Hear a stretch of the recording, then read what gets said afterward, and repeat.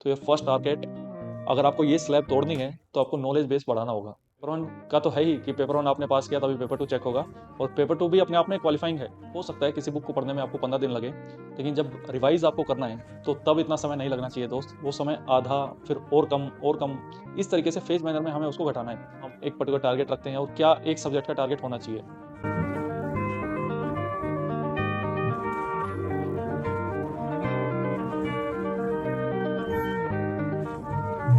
जय Hind everyone, welcome back to AVKS academy. मैं नवीन शौकत आपका एक बार फिर से स्वागत करता हूं एवीकेएस के इस प्लेटफॉर्म पे। आई होप आप लोग ठीक होंगे, अपनी सही डायरेक्शन में अपनी प्रिपरेशन कर रहे होंगे। What is the motto of today's video? आज की वीडियो में एक ऐसा सीक्रेट, जो एक ऐसा मंत्र, उसके बारे में बात करेंगे जो हमें हमारे एग्जाम को क्रैक करवाने में सबसे ज्यादा हेल्पफुल है, and it is the basic necessity of any exam, either it is CAPF assistant commandant और एनी अदर एग्जाम। तो चलिए वीडियो को स्टार्ट करते हैं। सबसे पहले एक प्रॉब्लम है उसको समझते हैं और फिर उसके सॉल्यूशन के बारे में बात करते हैं। अपने शायद वो स्टूडेंट ज्यादा अच्छे से कनेक्ट कर पाएंगे जिन्होंने इस एग्जाम को पहले कभी लिखा है, 2024 में लिखा है, 2023 में लिखा है, या उससे पहले लिखा है, या कोई और एग्जाम लिखा है। सबसे पहले तो आपको यही पता होना चाहिए कि मुझे इस एग्जाम को टारगेट करना है और उसमें मुझे कितना स्कोर लेके आना है। पेपर वन में मेरा क्या टारगेट होना चाहिए, पेपर टू में क्या टारगेट होना चाहिए। And in my videos I have told you multiple times that target should be achievable and realistic. उस टारगेट के बिहाफ पे आपको अपने एफर्ट्स लगाने हैं, मीन्स आपको चीजों को पढ़ना है। कहाँ से पढ़ना है ये भी पता होना चाहिए, क्या पढ़ना है ये भी पता होना चाहिए, क्या नहीं पढ़ना है वो भी पता होना चाहिए। उसके लिए अगर आप सेल्फ स्टडी कर रहे हैं तो we have provided you study plan. Micro level की एनालिसिस करके सिलेबस की वो स्टडी प्लान हम आपको प्रोवाइड करवा चुके हैं। और अगर आप किसी कोर्स में एनरोल हैं तो टीचर्स आपको उसके अकॉर्डिंगली पढ़ा रहे हैं, और आपको इधर उधर देखने की भी नीड नहीं है। It's a comprehensive package for your preparation, you know very well. लेकिन कुछ चीजें ऐसी हैं, these are the basic necessity. जब आपने एग्जाम लिखा होगा और जब आपने टारगेट सेट किया होगा, suppose your target is to achieve 145 marks in the paper one, but कैसे कैसे मुझे मैं उसे अचीव कर लूंगा? क्या मैं आज मैंने एक बुक पढ़ी और मैं उसको टेस्ट लगा लूंगा तो मेरे क्या उतने मार्क्स आ जाएंगे? अगर वो टेस्ट 250 मार्क्स का है तो 145 मार्क्स आ जाएंगे? तो आंसर है नहीं। अगर आप ऐसा समझ रहे हैं कि ऐसा हो जाएगा, तो it exists in the parallel world. ये रियल वर्ल्ड की बातें नहीं है। आप किसी भी फील्ड में फेज मैनर में ही ग्रो करते हैं, ये बात आपको अपने दिमाग को बार बार बोलनी पड़ेगी और आपको समझानी पड़ेगी और एक्सेप्ट करनी पड़ेगी कि सपोज जब आपने प्रिपरेशन स्टार्ट की, सपोज हम लक्ष्मीकांत से लेके चलते हैं, पॉलिटी से लेके चलते हैं। पॉलिटी आपने स्टार्ट की, पॉलिटी के आपने 3-4 चैप्टर पढ़े, स्टार्टिंग के चैप्टर्स पढ़े। लक्ष्मीकांत की बात करें, हिस्टोरिकल बैकग्राउंड पढ़ा, मेकिंग ऑफ द कॉन्स्टिट्यूशन पढ़ा, प्रियम्बल पढ़ा, fundamental rights, fundamental duties, DPSP, ये सब चीजें पढ़ी। और आपने उस पर्टिकुलर सेक्शन के लिए टेस्ट लगा के देखा। उस टेस्ट में आपके नंबर आए, हो सकता है अगर वो 100 नंबर का टेस्ट है, आपने पढ़ने के बावजूद भी हो सकता है आपका 50% मार्क्स आए हों या बिलो 50% आए हों, या हो सकता है 80 मार्क्स आ गए हों, 80% मार्क्स आ गए हों। मैक्सिमम स्टूडेंट्स के जो मार्क्स हैं वो 50% की रेंज में रहेंगे। हो सकता है अगर आपके 80% मार्क्स आए हैं तो मीन्स आप पढ़ने में काफी अच्छे स्टूडेंट हैं, लेकिन ऐसा अक्सर नहीं होगा। सपोज उससे जब नेक्स्ट सेक्शन पे आप शिफ्ट होंगे, जिसमें अपने आपके सिलेबस में पार्लियामेंट है, सेंटर स्टेट रिलेशंस हैं, या अदर चैप्टर्स आपने ऐड किए, तो हो सकता है फर्स्ट वाले सेक्शन में आपके 80% मार्क्स आए हो, सेकंड सेक्शन में आपके 60% ही मार्क्स आए, थर्ड सेक्शन में ऐसे ही हो सकता है कि आपका 50% मार्क्स आए या 70% मार्क्स आए, या सेम रह सकते हैं। लेकिन लास्ट में ओवरऑल पॉलिटी के हम टेस्ट लगाते हैं तो हो सकता है कि हमारा जो टारगेट है हम रखते हैं कि 80%, लेकिन हम अचीव कर पाते हैं। 10 क्वेश्चन आए और हम 6 ही क्वेश्चन कर पाए उसमें से। तो ऐसा क्यों होता है? मतलब ऐसा क्या रीजंस हैं कि हम एक पर्टिकुलर टारगेट रखते हैं, और क्या एक सब्जेक्ट का टारगेट होना चाहिए? सबसे पहले तो आपको ये पता होना चाहिए कि आपके एग्जाम में किस सब्जेक्ट की कितनी वेटेज रहती है, जिससे आप ये डिसाइड कर सकें कि ये एग्जाम ये जो पर्टिकुलर सब्जेक्ट है ये मेरे लिए मोस्ट सुपर इंपॉर्टेंट है, या इसके पार्लियामेंट वाले चैप्टर से हर साल मुझे क्वेश्चन देखने को मिलता है, एग्जीक्यूटिव वाले पार्ट से मुझे क्वेश्चन देखने को मिलता है, तो मुझे उन चीजों को बिल्कुल भी नेग्लेक्ट नहीं करना है। अगर मैं फाइनल एग्जाम की बात करूं, 250 मार्क्स का जो आपका एग्जाम होता है पेपर वन का, तो अगर आप उसमें अपना टारगेट रखते हैं तो वो टारगेट आप फेज मैनर में ही अचीव कर पाएंगे। मोस्टली स्टूडेंट्स जब आप कितने एफर्ट किस चीज को अचीव करने के लिए लगते हैं, सपोज आपको ये बात समझनी होगी कि आप अगर बिना बुक पढ़े, कोई बुक नहीं पढ़नी है, आप सिर्फ वीडियो देख रहे हैं, किसी की वीडियो देख ली, सिर्फ मैराथन वीडियो देख ली, आपको कुछ नहीं करना है, आप टेस्ट लगाएंगे तो आप इतना स्कोर फिर भी अचीव कर लेंगे फाइनल पेपर में। लेकिन इससे काम नहीं चलेगा, इससे हम पास नहीं हो रहे हैं। आप ये पाएंगे कि मोस्ट ऑफ द स्टूडेंट्स, 90% से भी ज्यादा स्टूडेंट्स इस वाली स्लैब में लाई करते हैं। ऐसा क्या है कि वो इस स्लैब को में स्टक हो जाते हैं, उसको ब्रेक नहीं कर पाते। First reason is the knowledge base. अगर किसी स्टूडेंट का नॉलेज बेस ही कम मार्क्स का होगा, सपोज उसका नॉलेज बेस ही 150 मार्क्स का है, उसे 100 मार्क्स का पेपर ही नहीं पता है कि कहाँ से आया कहाँ से नहीं आया है, तो 150 में से उसने अगर 100 ले भी लिए तो उसके अकॉर्डिंगली उसने बहुत ज्यादा अच्छा परफॉर्म किया है। तो ये फर्स्ट टारगेट, अगर आपको ये स्लैब तोड़नी है तो आपको नॉलेज बेस बढ़ाना होगा। दूसरा, चलो नॉलेज बेस बढ़ भी गया तो आप इस स्लैब में आ जाएंगे। इस स्लैब में भी आप देखेंगे कि जो 90% से ऊपर जो स्टूडेंट्स हैं जिनका एग्जाम पास हो जाता है लेकिन पॉइंटों पे पास होता है, वो इस स्लैब में लाई करते हैं। सपोज कट ऑफ 118 थी, उस स्टूडेंट के 120 125 बन रहे थे। तो ऐसा क्या हुआ कि वो कट ऑफ के आसपास ही खेल रहा है, और ऐसे स्टूडेंट को रिस्क रहता है कि वो मेरिट आउट हो जाएगा। लेकिन ऐसे स्टूडेंट्स की संख्या ज्यादा होती है। अगर आप देखेंगे बहुत बारीकी से, जब चीज़ों को एनालाइज करेंगे, अपनी पढ़ाई को एनालाइज करेंगे, तो ये स्लैब को तोड़ना सबसे ज़्यादा मुश्किल है, क्योंकि ये आपके स्मार्ट वर्क से ही टूटेगी, आपके हार्ड वर्क से नहीं टूटेगी। जब आपको ये पता रहेगा कि आपको किस सब्जेक्ट पे कितनी एनर्जी लगानी है और कहाँ पे कितनी एनर्जी बचानी है, और कौन से सब इंपॉर्टेंट टॉपिक्स हैं जो मल्टीपल टाइम्स रिपीट होते हैं, और वो क्वेश्चन आपके एग्जाम में आ जाते हैं और आप उन क्वेश्चंस को करेक्ट करके आते हो, तो आप इस स्लैब को ब्रेक कर लोगे। तब आप जंप करते हैं इस स्लैब में, 125 टू 140। तो नेक्स्ट स्लैब में कैसे पहुंच सकते हैं सर? इस स्लैब को पार करने के लिए आपको सपोज 140 से 160 वाली स्लैब में अगर जाना है, तो आप जो भी 50% वाले गेस लगा रहे हैं, उसमें लक का रोल बढ़ना स्टार्ट हो जाता है। और लक, अगर 50% वाले, सपोज आपने 15 क्वेश्चन अटेम्प्ट किए और आपके उसमें से 13 क्वेश्चन 12 क्वेश्चन इस तरीके से, या 10 प्लस क्वेश्चन आपके करेक्ट हो जाते हैं, तो आप इस स्लैब में आ जाते हैं। शर्त यह है कि आपने यहाँ तक पहुंचने वाली जितनी भी कंडीशंस हैं उनको फुलफिल किया। मीन्स उसके लिए जो पढ़ाई करनी थी वो आपने पढ़ा, उसके लिए जो रिवीजन करनी थी वो आपने की, उसके लिए रिकॉलिंग जो नीड थी वो आपने की, उसके लिए आपने अपनी गलतियों को पहचाना, अपनी गलतियों को सुधारा, अपनी गलतियों पे अच्छे से काम किया। तब जाके आप यहाँ पे पहुंचे हैं, आपको पता है कि कहाँ पे कितना स्मार्ट वर्क लगाना है, कितना हार्ड वर्क लगाना है। तो आप 140 प्लस जा पाएंगे with the little bit of luck factor और गेस वर्क, जहाँ पे आप हर एक टेक्निक को अच्छे से इस्तेमाल करना जानते हैं कि आपको किस क्वेश्चन में एलिमिनेशन टेक्निक लगानी है और किस में नहीं लगानी है। ये मैथ्स का क्वेश्चन आपको अटेम्प्ट करना है या छोड़ना है, ये टाइम कंज्यूमिंग है, या जहां आपको ये पता हो मुझे ये अटेम्प्ट लेना है और यहाँ पे रुक जाना है। तो अगर आप इस लेवल की एक्सपर्टीज लेके आते हैं तो आप 160 तक अचीव कर सकते हैं। 160 के बाद, ये मैं 1 ईयर की जर्नी की बात कर रहा हूँ। अगर कोई ऑफ कोर्स मल्टीपल ईयर से लगाता है कि इस एग्जाम पे, तो 160 आने के लिए उसको लक फैक्टर की नीड नहीं है 160 प्लस जाने के लिए।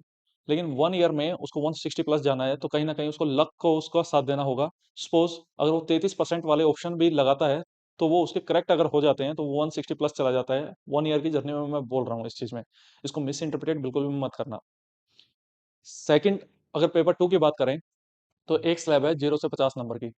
अगर आप नॉर्मली हल्का फुल्का लिख लेते हैं और आपकी इंग्लिश ठीक ठाक है, तो इस स्लैब में कोई भी आ जाएगा। लेकिन ये आना कंपलसरी है, क्योंकि 50 मार्क्स से अगर कम आपके मार्क्स हैं तो आपका पेपर 2 क्वालिफाई ही नहीं हुआ। आपको मिनिमम क्वालिफाइंग नेचर भी है, पेपर 2 का भी है। पेपर 1 का तो है ही कि पेपर 1 आपने पास किया तभी पेपर 2 चेक होगा, और पेपर 2 भी अपने आप में क्वालिफाइंग है। अब मोस्ट ऑफ द स्टूडेंट्स जो है वो यहाँ पे स्टक होते हैं। उसका सबसे बड़ा रीजन आप देखेंगे कि या तो उनका पेपर ही कंप्लीट नहीं हुआ, दूसरा सबसे बड़ा रीजन उन्होंने प्रॉपर प्रैक्टिस ही नहीं की, बस एग्जाम में जो पूछा था जैसे तैसे उसमें लिख आए, उसमें क्या लिखा उसको खुद नहीं पता, बस लिख दिया। लेकिन उसकी ग्रामर वाला पार्ट अच्छा था, प्रीसीज कॉम्प्रिहेंशन ये सब अच्छा चला गया, उसने अटेम्प्ट करने की पूरी कोशिश की, लेकिन क्वालिटी वो इनरिचमेंट नहीं कर पाया, तो वो इस रेंज में आ जाता है। इश्यू यही है कि अगर इस एग्जाम में आपके मार्क्स कम आते हैं और इसमें अच्छे आ जाते हैं, तो भी मेरिट आउट होने के चांसेस ज़्यादा रहते हैं। एग्जाम तो आपका क्लियर हो जाता है, फिजिकली कॉल आती है, लेकिन सबसे बड़ा जो इशू है कि आपका पूरी मेहनत कहीं ना कहीं आपको सेटबैक लगता है कि आपने रिटर्न निकाला, फिर फिजिकल में टाइम दिया, फिर मेडिकल में टाइम दिया, फिर इंटरव्यू में टाइम दिया और लास्ट में मेरिट आउट हो गए। जबकि इंटरव्यू में आपने 110 भी स्कोर कर लिया था, फिर भी चांसेस है कि कहीं ना कहीं मेडिकल आउट हो गए। इस स्लैब में आने के लिए आपको रेगुलर प्रैक्टिस की नीड होगी। मल्टीपल चीजें हैं कि आप टाइम बाउंड मैनर में अपना पेपर कंप्लीट कर ले रहे हैं या नहीं, सबसे सबसे बड़ा पॉइंट है। और दूसरा पॉइंट, ये है कि आपने कितनी प्रैक्टिस की है, कि क्या क्वालिटी जो उसने पूछा है कि मैं वही लिख रहा हूँ या कुछ भी लिख दे रहा हूँ। क्या मैंने ऐसे में जो मल्टीपल डायमेंशंस में जितने कवर कर सकता था मैंने किए हैं? क्या मैंने आर्गुमेंट में प्रॉपर वैलिड पॉइंट्स लिखे हैं? क्या 5 पॉइंट फेवर में 5 पॉइंट अगेंस्ट में इस तरीके से लिखा है? क्या रिपोर्ट का जो प्रॉपर फॉर्मेट है, जो टेंस इस्तेमाल होना चाहिए था मैंने वही इस्तेमाल किया है या नहीं किया है? अगर वो चीज़ें आप एक प्रॉपर फॉलो करते हैं, तो भले ही आपका कोई पोर्शन छूट भी जाए, चाहे आपका 10 मार्क्स का, 15 मार्क्स का, 20 मार्क्स का एग्ज़ाम छूट भी गया, तब भी आप इस रेंज में आ सकते हैं। लेकिन हमें कोशिश करनी है। 100 प्लस वो स्टूडेंट ही चला जाता है कि जिससे ना तो कोई पोर्शन छूटा है, जिसने ग्रामर में बहुत अच्छा परफॉर्म किया है और जो पूछा गया है वो उसने लिखा है, उसने प्रॉपर प्रैक्टिस करके गया था, तो पेपर 2 में 100 प्लस लिया जा सकता है। यहाँ पे लक फैक्टर इतना नहीं है, यहाँ पे स्किल फैक्टर ज़्यादा है। हमें पता है कि ग्रामर में ये चैप्टर्स मुझे पढ़ने हैं, ये फ्रेजल वर्ब्स आएँगी, अगर आप पढ़ के नहीं जा रहे हैं तो ये आपकी गलती है और उसका हर्जाना आपको मार्क्स के फॉर्म में भरना पड़ेगा।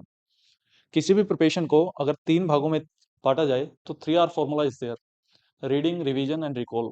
These are the important ingredients of any process for clearing the exam। अब अगर सीएपीएफ की बात करें तो रीडिंग, हमें बुक्स पढ़नी है, हमें हमारे नोट्स मल्टीपल टाइम्स रिवाइज करने हैं। रिवाइज कैसे? कि बुक को ही पढ़ने में हो सकता है किसी बुक को पढ़ने में आपको 15 दिन लगे, लेकिन जब रिवाइज आपको करना है तो तब इतना समय नहीं लगना चाहिए दोस्त। वो समय आधा, फिर और कम, इस तरीके से फेज मैनर में हमें उसको घटाना है। कि हमने जो आज पढ़ा मैं रात को 1 घंटे में उसको समराइज करके पढ़ लूँ, तो दैट्स ए रिवीजन। लेकिन सबसे इंपॉर्टेंट पार्ट है रिकॉलिंग, कि क्या आपने जो पढ़ा आपको याद रह रहा है या नहीं रह रहा। तो उसके लिए we have Pratibha test series.